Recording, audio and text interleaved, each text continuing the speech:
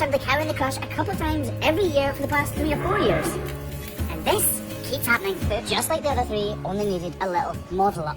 A little rebalance, a bit off the toes. When it comes to this foot though, things aren't quite the same. That is not standard. It definitely is a tonocrosis. So the end of the bone inside her foot is literally...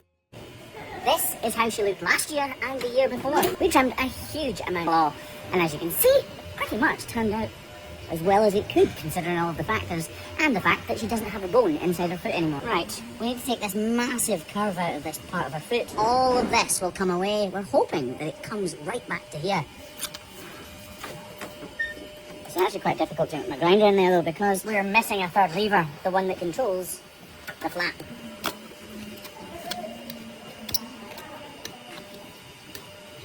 Actually, I wonder if I can get my grinder in there or not. I'm going to try. So ignoring that outer claw completely to begin with, I'm trying to make the inner claw as perfect as possible. There could be a problem there, and I need to uncover it right now, if there is, so that I know how to approach the rest of the foot. As luck would have it though, it is pretty much in perfect condition. When you look at this part of her outer claw though, this is where she is walking on it, and I need to make sure there's no bruising underneath. You can see it's worn away from her weight, from twisting and turning. This is clearly not usual. It should be the entire sole of her foot. Right, how on earth do we approach this? Cautiously is the answer. I genuinely do not know what is going on inside this hoof capsule, so every slither of hoof horn that I remove is telling me a little bit more about the story that is currently hidden from sight. I'm reading the colours of the hoof horn and trying to judge how far away I am from the column. Right, so now we've got as much of that away as possible. I'm going to try and widen up this interdigital space. The aim is to reduce this claw, this outer one, as much as we possibly can, but obviously we don't know what on earth is going on in that inside of this claw. On trims like this, all I'm really concerned about is getting the weight away from the affected claw and onto the good, healthy parts. And that hoof on it is really powdery, which tells me that I can trim away most of it because it's trying to shed itself by drying out. So every swipe of the knife, I'm trying to look for changes in colour, try to take small swipes of the knife so I don't all of a sudden cut through to her corium, which would be a bit of a disaster. Alright, Alice, hey, hey, hey. Is that bit there underrun?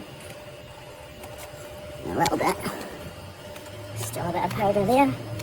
So I can get her walking it off of this and on her good claw. That'll be a mission complete. Reduce the entire size of this. This goes to show that with good management and proper trimming, you can manage cows like this. A lot of people would have thought this cow was a goner when we originally saw her a few years ago. This is going a lot deeper than I thought it was now. Right. Try and take the top of this out.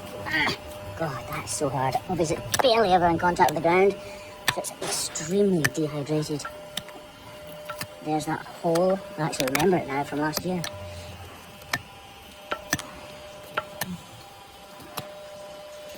Wow. That's bruising, by the way, it's not anything else on there.